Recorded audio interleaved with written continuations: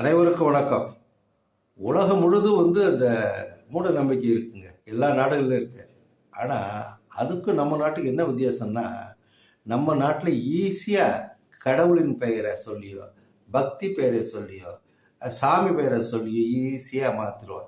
இதுதான் காலங்காலமாக இந்த மூட நம்பிக்கை ஒழியணும் ஒழியணும் சொன்னவர் தந்தை பெரியார். இன்னைக்கு ஒரு செய்தியை பார்த்தேன். அந்த செய்தியில் பேரை பாருங்க ஆண்டவர் அப்படின்னு ஒருத்தர் ஒரு 5000 ரூபா கொடுத்து ஒரு சிலையை வாங்கிட்டு போய் வீட்டில் வைக்கிறாரு. அதை எப்படி வித்திருக்காளவு தெரியுங்களா? அந்த சிலை 1,00,00,000 ரூபா மதிப்பு உள்ளதான். அந்த சிலை பேசுமா, பேசும் சிலை. அதனால நீங்கள் ஒன்று வாங்கி வச்சின்னா வீட்டில் பணம் கொட்டோன்னு கொட்ட போகுது அப்படின்னு சொல்லி அவரை ஏமாத்திருக்கானுங்க.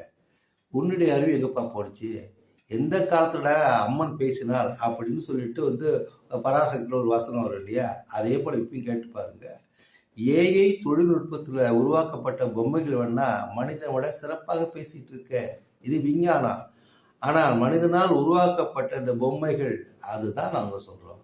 அந்த பொம்மைகள் எந்த காலத்தில் பேசும், எந்த காலத்தில் கண்ணுலேருந்து ரத்தம் வரப்போகுது, இதெல்லாம் பார்க்குறப்ப மனிதன் எந்த அளவுக்கு விஞ்ஞானம் வளர்ந்த இந்த காலகட்டத்திலையும் மூட நம்பிக்கையில் சிக்கி நம்மளுடைய வரிப்படத்தெல்லாம் அந்த எதுக்காக வீணடிக்கிறானே. வரி பணங்கிறது எதுக்காக சொல்லுன்னா, போலீஸ் யாருடைய சம்பளத்தை வாழ்கிறாங்க, நம்மளுடைய சம்பளம் தான்.